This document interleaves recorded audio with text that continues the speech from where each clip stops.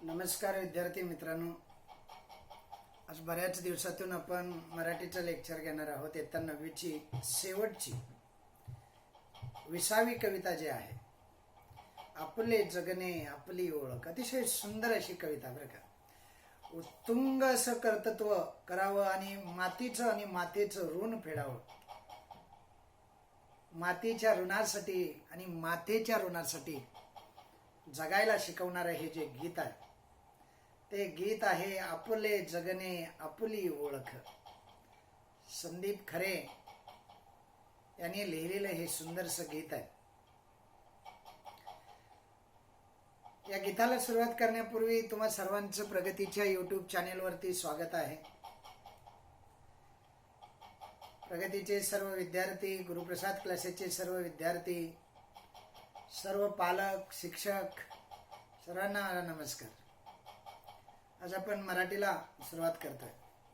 सुरुवात नाही, मराठी संपवतोय असं म्हणूया पण आहे ना. मराठीची ही शेवटची कविता आहे. मराठीच्या पुस्तकामध्ये एकूण 4 विभाग आहेत. त्या 4 विभागामधून एकूण 20 लेसन आहे. त्यातली 20वी ही जी कविता आहे, माणसानं आपलं आयुष्य कसं जगावं हे सांगणारी ही कविता आहे. माणसाने आपल्या आयुष्यात जगताना आदर्शवाद कसा जपावा आणि आदर्श पाठ हा मागच्या पिढीला, पुढच्या पिढीला कसा घालून द्यावा, याचा हा जो आदर्श पाठ आहे, हा आदर्श पाठ कवीला या तरुण पिढी पुढे मांडायचा आहे. अतिशय सुंदर. आणि हे जे कवी आहेत, त्या कवींची ओळख तुम्हाला कदाचित असेलही. हे तरुण कवी आहेत आणि तरुण पिढीचे आधुनिक कवी आहेत असं म्हणा. म्हणजे अलीकडच्या जगामधले हे कवी आहेत. तुम्ही कधी टीव्हीला किंवा थिएटरमध्ये जाऊन, नाट्यगृहामध्ये जाऊन त्यांचा कार्यक्रम पाहिला असेल, आयुष्यावर बोलू काही. तुम्ही टाईप जरी केलं ना, तर त्यांच्या अनेक कविता, सुंदर सुंदर कविता. माझा तर हा आवडता कवी आहे. खूप सुंदर सुंदर कविता त्याने आपल्या जीवनावरती लिहिलेले. संदीप खरे आणि सलील कुलकर्णी या दोघांचा तो कार्यक्रम आयुष्यावर बोलू काही अतिशय लोकप्रिय, महाराष्ट्रानं अक्षरशः डोक्यावर घेतलेला हा कार्यक्रम. सुंदर सुंदर कविता, सुंदर सुंदर त्याच्या अर्थ, त्याच्या चाली, काय तुम्हाला सांगू त्याच्याबद्दल, आहे की नाही. असे हे कवी आहेत. संदीप खरे आहे आपल्या म्हणजे आधुनिक आत्ताच्या अलीकडच्या काळातले हे कवी आहेत. बऱ्याच वेळेला कविता ह्या फार जुन्या लेखकांच्या दिल्या जातात, जुन्या काळात लिहिलेल्या दिल्या जातात. पण या कवीच्या बाबतीत तसं नाही. संदीप खरे अलीकडच्या काळातले हे कवी आहेत.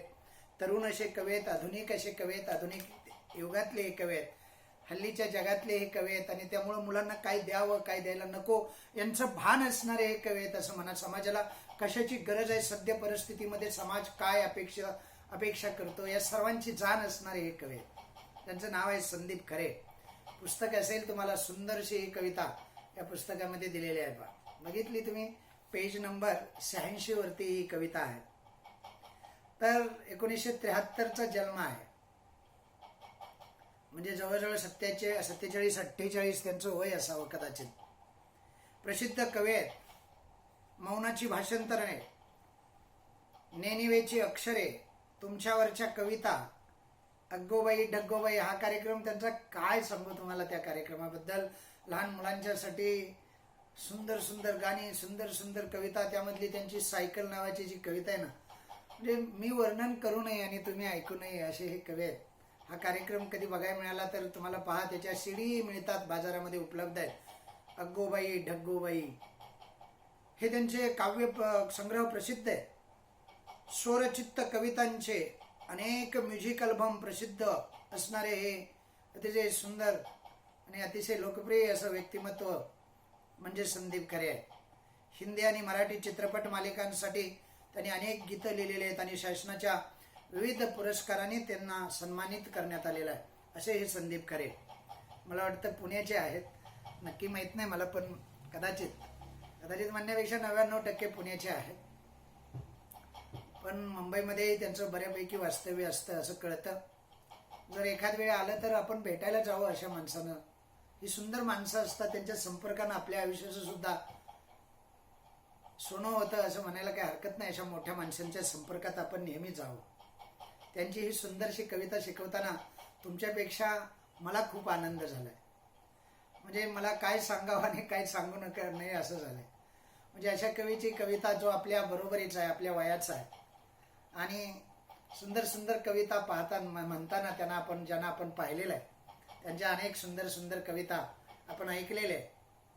अशा कवीची एखादी कविता शिकवताना जो उत्साह असतो, जो आनंद असतो, त्याचं वर्णन काय करावं आहे ना. जावे त्याच्या वंशात तेव्हा कळेल. म्हणजे आता तुम्हाला ते कळणार नाही माझा आनंद काय आहे, कसा आहे. ओके, तर असो, आपुले जगणे आपुली ओळख. ओके, जीवनामध्ये कसं वागावं, उत्तम लक्षण नावाची एक कविता आहे संत रामदास स्वामींची, तुम्हाला पुढच्या वर्षी असेल. त्यामध्ये आशय हाच आहे, माणसानं आयुष्यात कसं वागावं, कसं वागू नये, आणि त्याचबरोबर आदर्शाचा जो पाठ असतो, म्हणजे ज्या ज्या आदर्श गोष्टी आहेत या समाजामध्ये त्याचा मार्ग कुणीतरी घालून द्यायला पाहिजे, असा रचायला पाहिजे त्याच्या स्टेप्स. आणि त्यासाठी या लेखकांचे आणि साहित्यिकांचे जन्म आहेत असं म्हणायला सुद्धा काही हरकत नाही. नाहीतर मग समाजामध्ये आदर्श पाठ घालण्यासाठी पुढे येणार कोण? या कवितेमध्ये तो आदर्श पाठ जनतेसमोर कवीला मांडायचा आहे. आणि तो तरुण पिढींच्या समोर, म्हणजे तुम्ही तरुण मुलं जे आहात, त्या बालमनावरती, जी बालमनं संस्काराचं संस्करण करण्यासारखे आहे, हे संस्करण त्यांना तुमच्या मनावरती करायचं आहे. हा आदर्श पाठ तुमच्या समोर ठेवायचा आहे आणि अत्यंत सोप्या भाषेमध्ये हा आदर्श पाठ तुमच्या समोर मांडायचा आहे. उत्तुंग असं कर्तृत्व आपण आयुष्यामध्ये करावं आणि सर्वांच्या नजरा आपल्याकडे वेधून घ्याव्यात, अशा पद्धतीचा संदेश देणारी ही कविता. आणि त्यासाठी लागणारे जे गुण आहेत, उत्तुंग कर्तृत्व करण्यासाठी माणसाच्या व्यक्तिमत्वामध्ये जे गुण आवश्यक आहेत, जे आदर्शवत गुण आहेत, जी मूल्य आहेत, ती मूल्य कवीनं सांगण्याचा प्रयत्न केलेला आहे. त्याशिवाय उत्तुंग असं कर्तृत्व करणं शक्य नाही. आणि म्हणून कवी तुम्हाला अतिशय मोलाचा सल्ला देणार आहेत. आज अतिशय चांगलं मार्गदर्शन केलेलं आहे. मला तरी ते खूप आवडते. आत्ताच मी वाचली, याच्यापूर्वी ही कविता माझ्या वाचनात कधी गेलेली नव्हती त्यांची. आत्ताच वाचली. वाचल्यानंतर मलाच खूप आनंद झाला. चला म्हटलं, आपलं नशीब, आपण अशी कविता आज शिकवणार आहोत, आहे की नाही.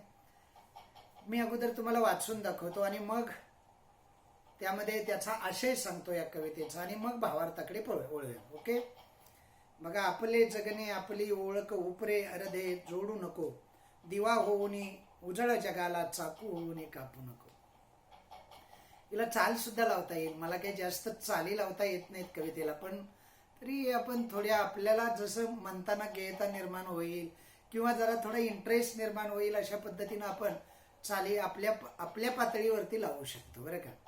आपले जगणे आपली ओळख उपरे अर्धे जोडू नको, दिवा होऊनी उजळ जगाला चाकू होऊनी कापू नको. नित्य घडावे वाचन लेखन क्षण कार्याविन दौडू नको, नित्य परवचा व्यायामाविन झोप घ्यावया पडू नको.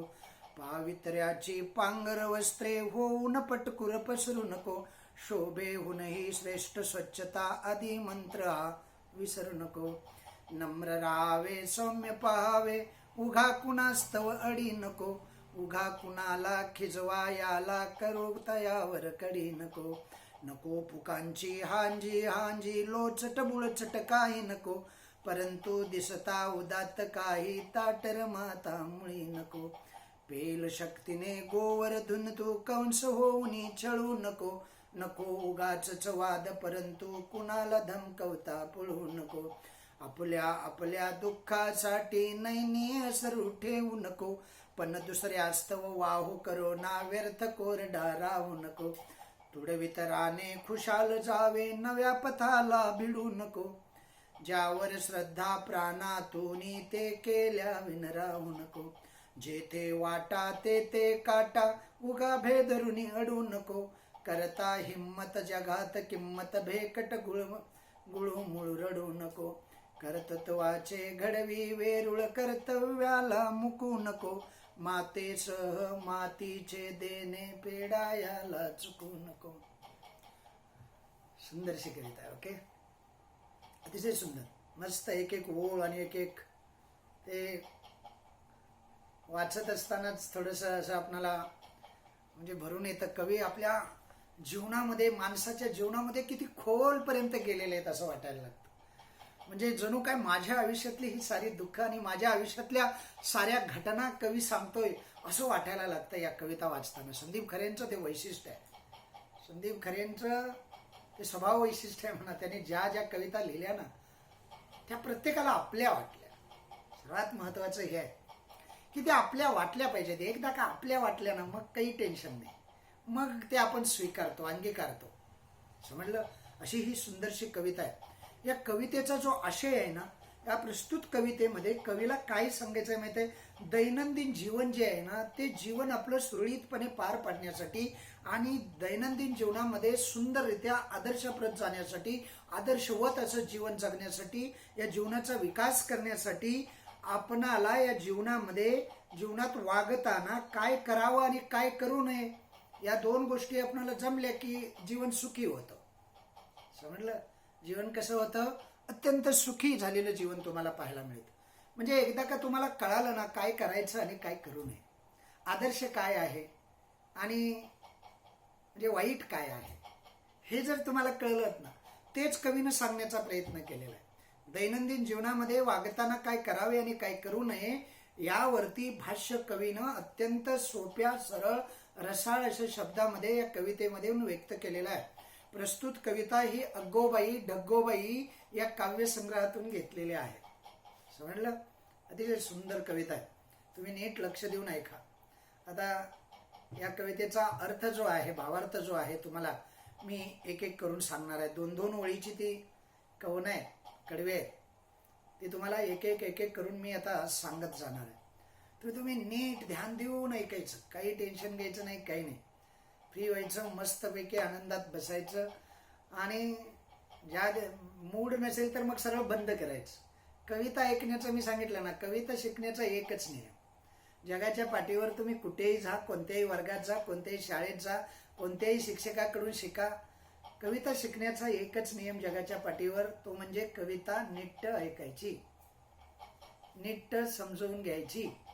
ती समजली, ती ऐकली तर येते, कळते, नाहीतर कळत नाही, ती लांब पडते. मग समजलं? आता बघा, मी एक एक ओळ तुम्हाला त्याचा भावार्थ सांगतो. अगोदर तुम्हाला त्याचा आशय कळला. ही जी कविता आहे ती काय शिकवते आपल्याला आपल्या जीवनामध्ये कसं वागावं. चांगलं वागत असताना चांगल्या वागण्याच्या डेफिनेशन काय आहे, चांगलं वागावं म्हणजे नक्की काय करावं आणि काय करू नये यावरती भाष्य करणारी ही छोटीशी कविता आहे.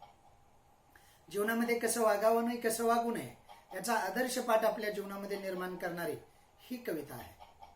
समजलं? अत्यंत सोप्या भाषेत, सोप्या शब्दामध्ये मांडलेले ह्या आपल्या जीवनातील काही घटना आहेत, प्रसंग आहेत असं म्हणा. उत्तुंग असं कर्तृत्व करावं आणि आपल्या मातेचं म्हणजे आईचे आणि आपल्या मातीचं म्हणजे आपल्या भूमीचं पांग फेडावं, अशा आशयाची ही कविता आहे. हा संदेश तुम्हाला तुमच्यापर्यंत कवीला पोचवायचा आहे म्हणून लिहिलेली ही कविता आहे. ओके, पहिल्या दोन ओळी बघा. आपले जगणे आपली ओळख, उपरे अर्धे जोडू नको, दिवा होऊनी उझळ जगाला, चाकू होऊनी कापू नको. किती सुंदर ओळी आहेत, कळलं तुम्हाला? म्हणजे माणसानं आपलं आयुष्य जगत असताना कसं वागावं याचा एक पाठ आहे ना, आदर्श पाठ म्हणतात त्याला.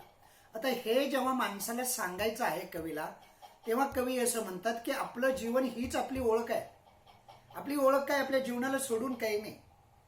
आपलं जीवन हीच आपली खरी ओळख. आणि मग दुसऱ्यांच्या गुणाची नक्कल आपण का करावी असा प्रश्न ते विचारतात. आपले जगणे आपली ओळख म्हणजे कळलं ना, आपलं जगणं हीच आपली ओळख. याच्यापेक्षा आपली ओळख दुसरी काय नसते. आपलं जीवन आहे ना, आपण ज्या पद्धतीनं व्यवहार करतो आपल्या जीवनामध्ये, प्रत्येक पाऊल टाकतो, प्रत्येक व्यवहाराकडे या जगाचं ना बारकाईनं निरीक्षण करण्याची त्यांची वृत्ती असते आणि ते करत असतात आणि त्यावरून आपली ओळख, आपण लहान मोठे कनिष्ठ वरिष्ठ हे ठरत असतं. कळलं मुलांना? कळलं का बाळांनो? कळवून घेणं फार महत्वाचं. आपलं जीवन जे आहे ना तीच आपली ओळख आहे. मग आपली जीवन जर आपली ओळख असेल तर दुसऱ्याच्या जीवनातले काही घटक आपण आपल्या जीवनात का अंगीकारावेत? दुसऱ्याची नक्कल आपण का करावी? आपलं म्हणजे बघा, दुसऱ्याची नक्कल करून आयुष्य आहे ना, ते आपलं आयुष्य आहे ना अर्ध असंच राहून जातं. दुसऱ्याची नक्कल करण्यामध्ये अर्धा विषय आपलं असं वाया जातं, फुकट गेलं, व्यर्थ गेलं ते. आणि ती नक्कल करत असताना ना तुम्हाला नक्कल करणं बी शक्य नसतं ना. निसर्गानं निर्माण केलेली ही व्हरायटी आहे असं म्हणा, विविधता आहे म्हणा, प्रत्येकाचा एक वेगळा गुण आहे ना. तुम्ही त्याच्या गुणाची नक्कल का करावी? तुमचा गुण हीच तुमची ओळख, तुमचं जीवन हेच तुमची ओळख. मग तुम्ही तुमच्या जीवनाशी अंगीकारलं पाहिजे, तुमच्या जीवनाला स्वीकारलं पाहिजे आणि ते जीवन अधिक अधिक आदर्शापर्यंत घेऊन जाऊन आपली ओळख अधिक आदर्श बनवली पाहिजे ना. पण असं आपल्याकडून होत नाही, आपण नक्कल करायला जास्त महत्व देतो. पण असं म्हणतात ना, नक्कल करायला सुद्धा अक्कल असते आणि अक्कल असणारे नक्कल करत नसतात. बघा विरोधाभास कसा आहे. नक्कल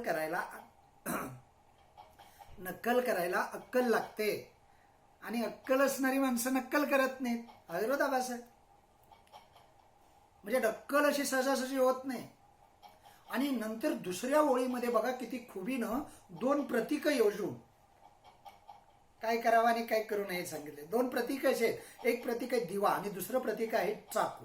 चाकू म्हणजे दुष्टपणा म्हणा, म्हणजे क्रूरता आपल्या जीवनातील. आणि दिवा जे आहे ना ते प्रकाशाचं प्रतीक आहे, ते ज्ञानाचं प्रतीक आहे, ते प्रगतीचं प्रतीक आहे, ते विकासाचं प्रतीक आहे.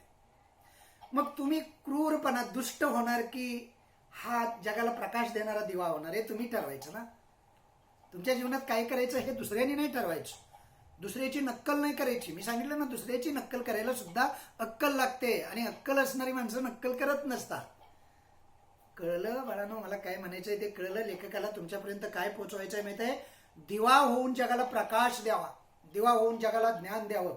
ज्ञानाचा प्रकाश म्हणजे ज्ञानरूपी हा प्रकाश जगापर्यंत पोहोचवावा. चाकू बनून कुणाला काय करू नये, कुणाचंही नुकसान करू नये, दुष्टपणानं कुणाशी वागू नये, क्रूरतेनं कुणाशी वागू नये. कापू नये म्हणजे काय प्रत्यक्ष चाकू घेऊन असं कापायचं नव्हे. कापू नये म्हणजे क्रूरपणानं कुणाला, हे प्रतीक आहे. चाकू हे दुष्टपणाचं क्रूरपणाचं प्रतीक आहे बाळांनो. पहिल्या दोन ओळी समजल्या ना, आर्टिकल ज्याला समजतं ना त्याला कविता समजते असं मी नेहमी सांगतो. त्याला आर्टिकल कळतं, त्याला कविता कळत जाते, समजत जाते, काही अडचण येत नाही. तुम्हाला सुद्धा काही अडचण येणार नाही. आपले जगणे आपली ओळख, उपरे हृदय जोडू नको, दिवा होनी उजळ जगाला, चाकू होनी कापू नको. कळालं? म्हणजे दिवा व्हायचं आपण आपल्या आयुष्यामध्ये, आपण दिवा व्हायला शिकलं पाहिजे. सदैव दुसऱ्यासाठी तेवत राहणं, दुसऱ्याला देणं. आपण अंधारात दिव्याचं बूड बघितलं तुम्ही, दिव्याचं बूड अंधारात, पण दुसऱ्याला प्रकाश देण्यात आयुष्य गेलं. सेवाभावीवरती बरोबर काय काय शिकावं, आयुष्यभर जळत राहायचं दुसऱ्याला प्रकाश देण्यासाठी. स्वतः त्याचा काहीच उपयोग नाही, त्याच्या बुडाचे अंधारच आहे. एवढं स्वच्छ आणि एवढं निरामयी जीवन, एवढं त्यागी जीवन, म्हणजे फार मोठ्या अपेक्षा आहेत ना कवीच्या. दिवा व्हायचं म्हणजे काय साधी गोष्ट नाही. मी सांगितलं ना, मायासारख्या माणसानं त्याचा अर्थ काय सांगावा तुम्हाला. अतिशय सुंदर संकल्पना आहे.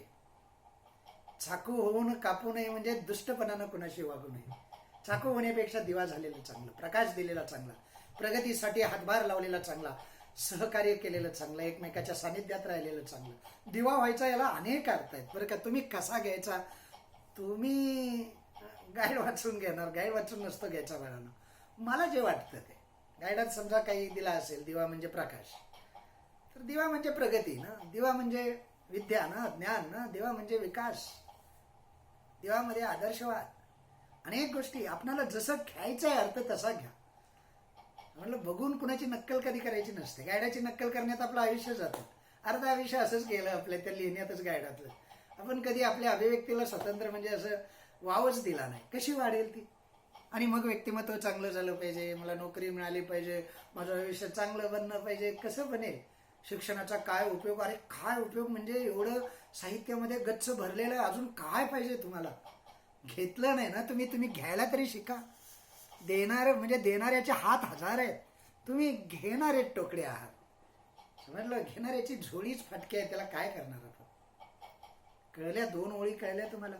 आपले जगणे आपली ओळख, उपरे हृदय जोडू नको, दिवा होनी उजळ जगाला, चाकू होनी कापू नको. दुसऱ्या दोन ओळी बघूयाला पण. कळाल्या का बाळांनो? दोन ओळी तुम्हाला कळवून घेणं, समजून घेणं कवितेला फार महत्वाचं असतं. कवितेच्या जवळ जाणं फार महत्वाचं असतं. आपण काही 100% पोचत नसतो. लेखकानं ज्या वेळी लिहिले त्याच्या मनातले भाव काही 100% आपल्याला कळत नसतात. त्यांनी का लिहिले का नाही हे काही 100% आपण आपल्या परीनं त्याचा अर्थ लावायचा. नित्य घडावे वाचन लेखन क्षण कार्या विन दौडू नको, नित्य परवचा व्यायामाविन झोप घ्यावया पडू नको. बघा, वाचनाचं महत्व लेखकाला सांगायचं आहे, लेखक नाही कवीला सांगायचं आहे. नेहमी आपण आपला दिवस वाचनानं सुरू व्हावा.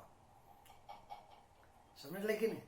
म्हणजे वाचन हे इतकं महत्वाचं आहे. वाचन लेखन असल्याशिवाय कसं आयुष्य शक्य आहे, नाही का? हे लेखन वाचन आपल्याला ज्ञानी बनवणार आहे, मनाला सुसंस्कृत करणार आहे, संस्कार घडवणार आहे. ते काही नुसतं लेखन वाचन म्हणजे नुसती अक्षरं नाही आहेत, ते संस्कार घडवणारी गोष्ट आहे, मूल्य देणारी गोष्ट आहे, मला माझं आयुष्य सुखकर करणारी गोष्ट आहे, समृद्धतेकडे प्रगतीकडे विकासाकडे घेऊन जाणारी गोष्ट आहे लेखन आणि वाचन.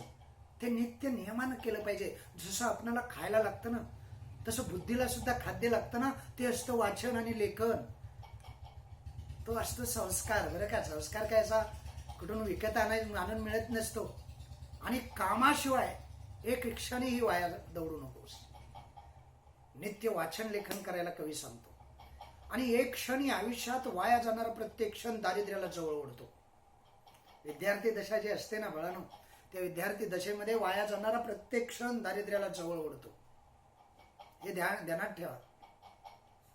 मग आपल्या आयुष्यातला प्रत्येक क्षण वेचायला शिकलं पाहिजे.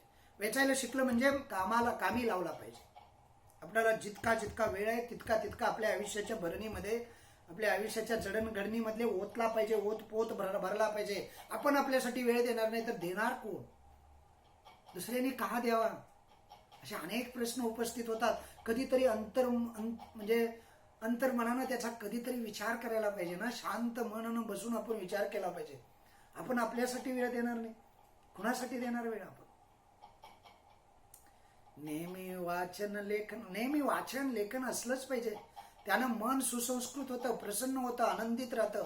आणि ज्ञानाची ही गंगा, आंबेडकर तरी एका ठिकाणी म्हणतात, म्हणजे वाघिणीचं दूध आहे हे ज्ञान म्हणजे, विद्या म्हणजे. समजलं का तुम्हाला? तेवढी ताकद आहे त्याच्यामध्ये. आणि कामा वाचून एक क्षणही दौडू नकोस, किती मोलाचा सल्ला देतात. आळशी पण करू नकोस असा त्याचा अर्थ आहे. म्हणजे तुमच्या अंगामध्ये काम, क्रोध, मद, मोह, मत्सर, आळस, दंभ, मत्सर हे सारे काय आहेत रे? विकार आहे, षडरिपू आहे, ते गेले पाहिजेत. त्यातला एक आहे आळस. आळसामुळे आपण आपले क्षण वाया घालवतो. आणि ते वाया गेलेले प्रत्येक क्षण आपल्या आयुष्यामध्ये दुःख, वेदना निर्माण करतात, दारिद्र्य निर्माण करतात. नित्य नियमाने काय केलं पाहिजे आपण? परवचा म्हणजे काय रे? परवचा म्हणजे व्यायाम करणं. आणि याशिवाय उगीच आपण काय करायचं नाही. बघा काय म्हटलंय, नित्य परवचा व्यायामाविन झोप घ्यावया पडू नको.